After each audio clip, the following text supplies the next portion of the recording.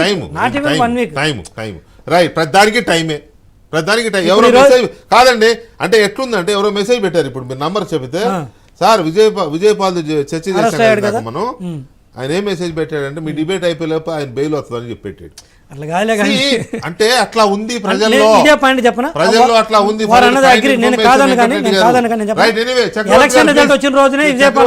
చక్రవర్తి గారు please please proceed please. చక్రవర్తి నాకు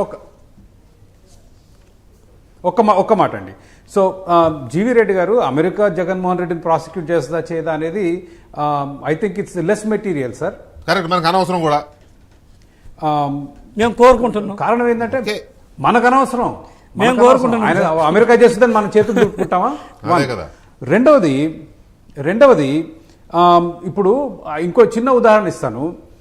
smart meters Shirdi Sai యూపీలో 3,000 కొంటే ఆంధ్రప్రదేశ్ రాష్ట్రంలో 23,000 కొన్నారు. ఇవాళ ప్రభుత్వం అధికారంలోకి వచ్చి 6 నెలలైంది. 10,000 కోట్ల స్కామ్ అన్నారు, 20,000 కోట్ల స్కామ్ అన్నారు, 30,000 కోట్ల స్కామ్ అన్నారు, ఏం అవ్వలేదు. బట్ ఎనీవే దాని గురించి మాట్లాడలేదు. విక్రమ్ గారు ఇందాక నేను తీవ్రంగా విభేదిస్తున్నాను. ఆయన ఏమన్నారంటే అరే ఈ వారం రోజుల్లోనే మీరు ప్రభుత్వం ఏం చేయట్లేదని ఎట్లా అంటారు అని ఆయన అనటం జరిగింది. మీరు సమయం ఇవ్వాలని. 2022లో ఈ అగ్రిమెంట్ ఇల్లీగల్ అని ప్రస్తుత ఆర్థిక మంత్రి పయ్యావుల కేశవ్ గారు 1,300 పేజీలు అన్ని ఆధారాలతో హైకోర్టులో కేసేశారండి. జగన్మోహన్ రెడ్డి గారిని శిక్షించి జైల్లో ఏమనట్లేదు. ఎగ్జాక్ట్లీ, నేను జగన్మోహన్ రెడ్డి గారిని జైల్లో ఏమనట్లేదు.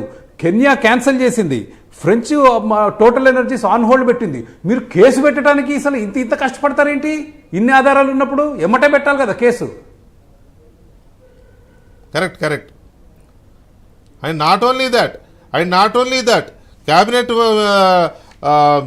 చర్చ అవసరమా లేకపోతే ఏంటో నాకు తెలియదు. కానీ